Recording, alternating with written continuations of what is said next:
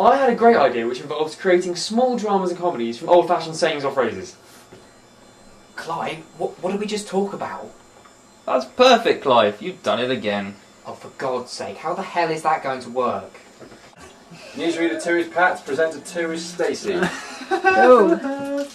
Matt is Josh. Does Polly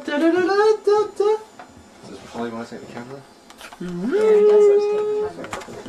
Thank you. I'm just going to get R off. Pardon? Matt He's a Welsh chap. Welsh? No, he's not. He's from, he's Geordie. Geordie? Room for a one. Give me Geordie. Hope me squeeze from Geordie. Why? Hi, man. What, I like you now, I can't do that. You little fucking perv. I would like to squeeze Little fucking pub. Make nerd just get higher and higher. Brilliant. Let's just do that. Okay, for it. Isn't that just It's you're a farmer accent? a farmer accent. Do it. To Bristol. Do Bristol and Do Bristol. 13 people have been murdered by former Blue Peter presenter and Crufts correspondent Matt Baker. It all started this afternoon when he returned to the Blue Peter studios for what will be a very blue day. It all started this afternoon when he returned to the Blue Peter studios for what would be a very blue day for all concerned indeed. So you're talking to kids on TV. Thanks so much for sending me your drawings. There's one here of a squiggle that looks like a dog, if dogs were red. What am I doing? Crying quite enthusiastically. You have to say get off your fucking... Yeah, sorry, I didn't quite explain. Oh, get off you fucking slut. You're going to rape her. What? A sound of knife entering flesh and blood squelchy noise. If you like, have I used that before?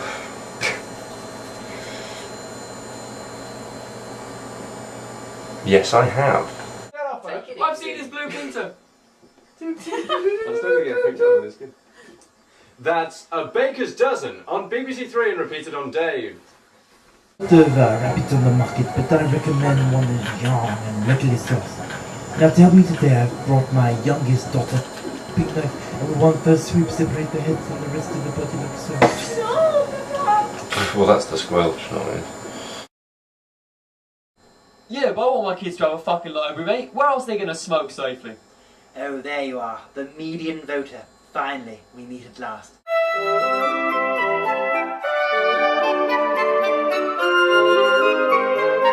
Pat's Complex. Now, what Howard's doing is he's using an economist's interpretation of democracy.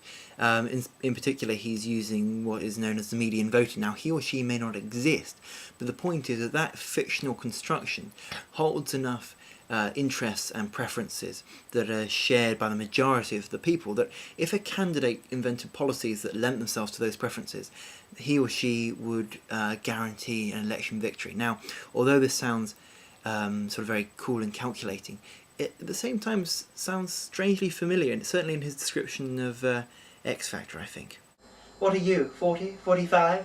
White male, wife, 2 kids, £300,000 mortgage, second-hand people carrier, Daily Mail reading, Sunday football practice, drink a couple of pints on a Friday night, get a takeaway, occasionally take a trip to the cinema or otherwise eat out once a month, probably not when X Factor is on. Who would want to miss X Factor?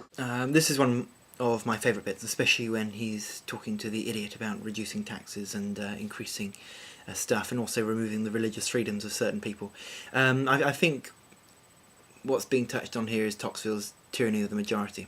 What else do you want? Well, I want to close the mosque. Alright, tick. More pedos in jail. More nonsense. Less taxes, more stuff. What else do you think, love? Sorry, could I just step in here? It's strictly Steve's opinion as the median voter that matters, so shh. Lastly, Howard refers to a marginal constituency, ironically where the most democracy occurs because each candidate has a likely chance of winning that seat, in contrast to Tory or Labour strongholds. Now, why this is ironic is because there's almost a self-fulfilling prophecy going on where if politicians are calculating their chances of where they're most likely to win, they're going to put more resources there. And in doing so, that allows the incumbents in Tory or Labour strongholds to just keep onto their seats anyway. Hang on, Mr. Economicus, where are you going? Away, just as far as I can get. Please, Mr. Economicus, the people have some more questions for you. I have some questions. Yeah, you knew me so well. Why didn't you allow me to say what I wanted? To be honest, we deal with such high level wit here that just knob jokes and silly Holocaust jokes are way beneath us. Hand your penis, touch my penis, your desire. Which we're gonna make into a ringtone, probably. 2 1 2 2 1 2 2 1 2 2 2 2 1 2 2 1 2 2. Why is that not working? Right, we always just scream as if this was actually happening.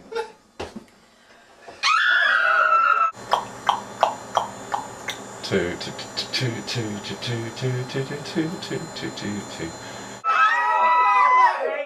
Two, two, two, two, two, two, two, two, two, two, two, two, two. Two, two, two, two, two, two, two, two. Someone has found out about our connection to Durex. But how could they possibly have penetrated our cover story? You know the operational importance of selling split condoms. Why, of course, sir. To spread AIDS and kill AIDS creators, so God doesn't have to. Well, quite. It's also because we want heterosexual couples to produce as many children as possible. So that we can Fuck their kids! Hand your penis, touch my penis, your desire. I'm so sorry.